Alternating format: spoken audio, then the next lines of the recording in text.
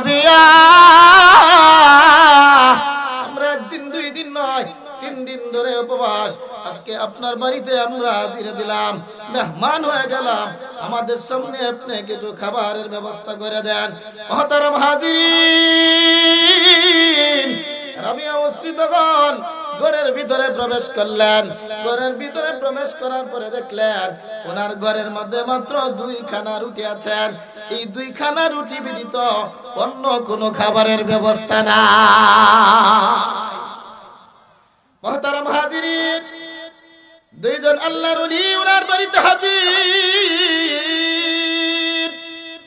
ঘরের ভিতরে মাত্র 2খানা রুটি, রুটি 2খানা ব্যতীত খাবার তৈরি করবেন এরকম কোনো ব্যবস্থা নাই, জব নাই, এটা নাই।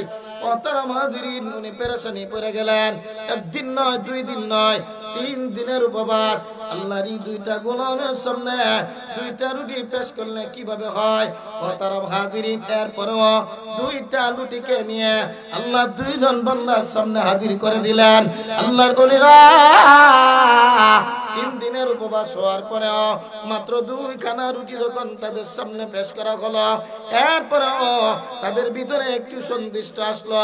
2টা রুটি খাওয়ার পরে যদি পানি খায় আমাদের ক্ষুধাটা একটু নিবারণ হয়ে যাবে। মুহতারাম হাজিরিন, 2 জন আল্লাহর ওলি এবার খানাটা আরম্ভ করবেন, খানাটা আরম্ভ করবেন।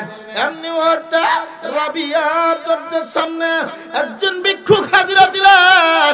ভিক্ষুক হাজিরা দেওয়ার পরে রাবিয়া বসরিকে উদ্দেশ্য করে বলতেছেন, আরে রাবিয়া, আমি একজন ভিক্ষুক তোমার দরজার সামনে হাজিরা দিলাম।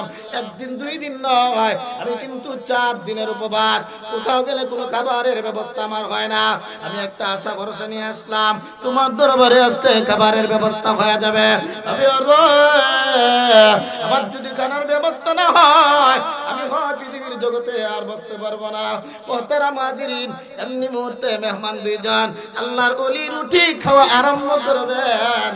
রাবিয়া বসরি 2টা রুটি আল্লাহর ওলিদের সামনে থেকে নিয়ে ভিক্ষুককে দিয়া দিলেন।